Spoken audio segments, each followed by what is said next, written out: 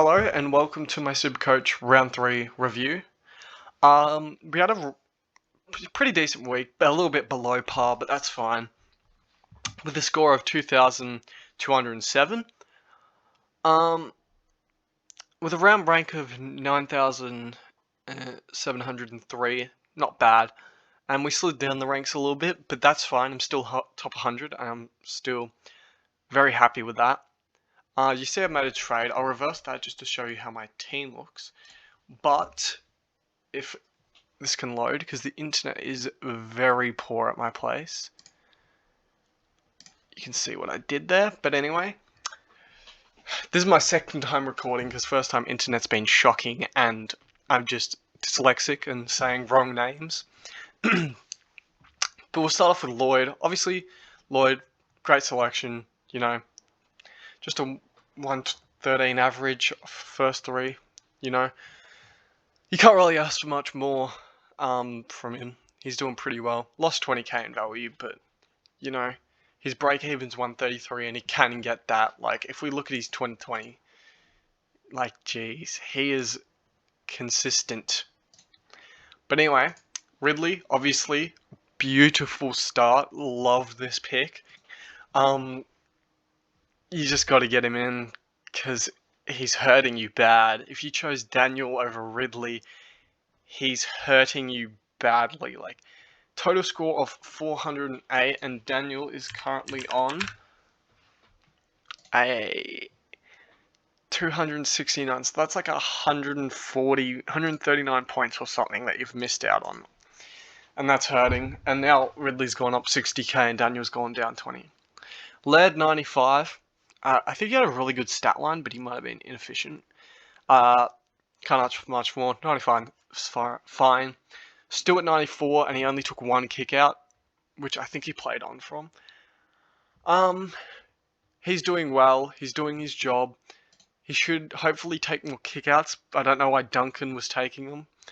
I went to the game and I really thought Stewart was how he played with his gulling. I thought he deserved much more than 94, but obviously not taking kickouts would have hurt his score. Short, I didn't watch the Tigers game. I actually don't think I watched any Saturday game because I was out, if I'm right. Yeah, I didn't. But I heard he was inefficient and Tiggs got belted, so that should be fine. Hayden Young did nothing, got injured. He's out this week. He's made a lousy 1.3k, but what can you do? Cozzy, I'd be very surprised if he held his spot. I think Clarko said something that was positive, but I just don't know. We had Tim O'Brien as a sub, and Tim O'Brien I don't think was doing too bad, so I don't know if Cozzy keeps his spot. Highmore, hopefully back in this week, after the Saints got belted. McRae 108 in a smashing. Disappointing, but 108's fine. I'm not going to, complain about it. Oliver 67's pretty decent for how he was going. De Boer tag in the first half, he was on 7 or 10 at halftime, yeah. And he ended on 67 because unfortunately De Boer went down with a hammy and he's out for 8 to 10 weeks, which is unfortunate for him, but it's good for Supercoach terms, but obviously never want to see someone get injured. Merritt 115 and a belting, fine. Didn't watch the game, but happy with the score. I emergency'd McNeil, and if he got a 70 plus, I was gonna hold 5. Then he got a 54, and I said, okay, Brayshaw's versus Carlton, 100, and he does a 66. Hindsight says I should have got Walsh, but I think Brayshaw's going to be fine with his upcoming fixture. He's got North and Hawthorn at Optus, and Guthrie just went 160 against us. Then he's got Adelaide, and he's also got West Coast and Brisbane at Optus. So I think he'll bounce back easily. Golden 74, nice. Powell 49, not too bad. Wish you had a field with one of the Dogs mids rookies, but can't complain. Jordan, very iffy time on ground. He's he got to 84 minutes, but I think he had like 50 time on ground at halftime, or like 45 or 55 or something. But the fact he played 84 minutes is not that bad. Berry 58 is nice, and he didn't even lay that many tackles, so he gives away a couple of free kicks, but and he's not that accurate. If he had kicked 4 goals against Sydney, or even 2, like that could have been an 85. But anyway, can't complain. He's a rookie. 58's not too bad. Brockman 29. He did okay late, but I'm obviously not looking at fantasy scores while I'm at the game. Scott and McNeil, dogs mids. Hopefully they can hold their spot, but I'm not too sure. Both have a negative break even, which is nice. Gaundy obviously working out, but Flynn is on a total score of 307, while Grundy is only 60 points ahead. Which is unfortunate, but the Grundy captaincy scores help, but you'd really love a shocker from Flynn if you're a Gaundy owner. But anyway, if you have Grundy, Flynn, and Meek, you're looking good. I'd be worried though, because what's Grundy's break even? Grundy's break even is 89, and if he smashes Flynn, let's say he goes 150, he could get to 680, and he could get to. You'd hope Nick Nat can make him have a quiet one, because, geez, he has Essendon and Gold Coast coming up. That's really good for Gaundy owners. Anyway, Dunks 130, love it. F1, surely.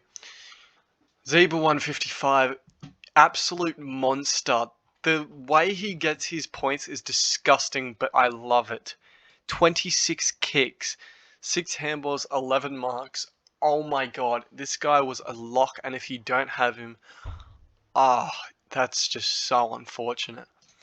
Impy, I think he was underscored at halftime. He just didn't, he had like 52, but I think he should have been in like this mid-60s. But anyway, 108. You love it. He could be, along with Zeeble, these guys could be keepers. So having 1 definite keeper and 2 other potential keepers is very good for a starting side.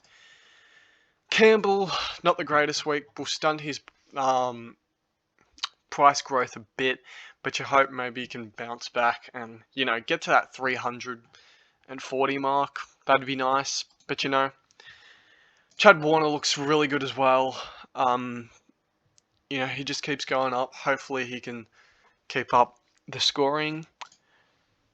Now,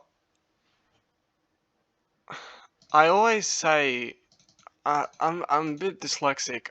I said row, but part of me says row. I don't know. I think it's row. Jimmy Rowe. That just sounds right, but part of me doesn't read that as row. Anyway, he's got North. Hopefully he can pop out a good score, but small forward, you can't ask for much. 100 was really good in that first round. If it can show me, there we go. He kicked 2 goals. He had a good debut, but hopefully he can bounce back. Berg didn't play. Wouldn't be too fussed. He could come back. Not sure though. I hope he comes back, because having 2 people that do not play in the forward line rookies is annoying. But what can you do? Let's just reload the page, because I know Hayden Young is definitely the most traded out this week in my side. So Hayden Young, Cozzy, Jimmy, Highmore, and Campbell most traded out. I wouldn't trade out Campbell. He's still got money to make. I wouldn't trade out Highmore. He should come back in. He's playing North, so I shouldn't. You shouldn't trade him. Sorry. Cozzy, I think you get dropped, so don't blame me. But I'm gonna hold, I reckon. And Young's pulled a hammy, so he's probably out. People going Giath, rate it, Ridley rate it, Chapman rate it. I rate all these. Maybe not so much Sloan and Guthrie, but most of these are fine. Cumming, he's interesting. He takes all the kickouts and he doesn't really do much else. Sorry if you're a GWS fan and you think he does something, but he does his Zeeble. He just gets his points from kickouts. I don't know. I don't really watch GWS. They're just Leon Cameron, Jesus Christ, firing. Anyway, Hayden Young to Chappie this week is the only move I'm gonna make. I thought about doing Cozzy to CJ, but I just don't think that's a way I want to use 226k. Like, let's say a rookie gets up to a Zeeble price.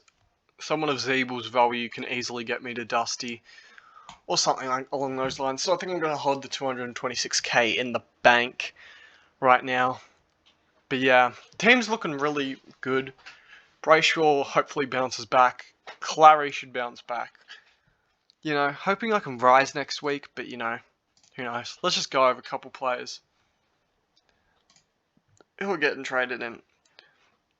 Yeah, I talked about a lot of these guys last week. Sloan, I'm not so sure. He looks good, but he's a bit old. Going early on Waterman, meh. You know, I talked about these guys last week. CJ, I'll go on to CJ. CJ looks really good, but at 330k, I do think he can make 120 to 150,000. But if you're just doing Young to CJ, I understand. But if you got like 200k in the bank, I don't know if it's really worth going the sideway or upgrading to him, because I'd rather get a quicker upgrade to someone who I think will be a keeper. Because for CJ to be a keeper, he's got to boost his average about probably like 3 more points. Actually, he could be a keeper at that price as D6 for 3. He could be, but I just don't see it. I think you'd want to trade him later on to like a Houston, a Whitfield, someone in the defense who's obviously going to be probably more consistent than CJ. I like Chapman, 148k.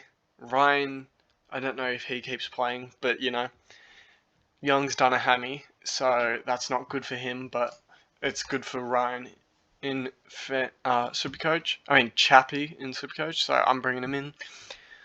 But yeah, I think that's it for me. Let's go to rankings. Let's have a look at Crazy Frog's team, because I know he's still first. He doesn't have Grundy. Yeah, he does have a good side. No. My only problem with his team is he has Fullerton R3, which I'm not the big fan of. I think if he had Flynn R3, he'd be in a great position. But that's it from me. Thank you for watching. I might do a vid later on about something. I'll think of it if I get any ideas. But thanks for watching. And I'll talk to you guys in the next video. See ya!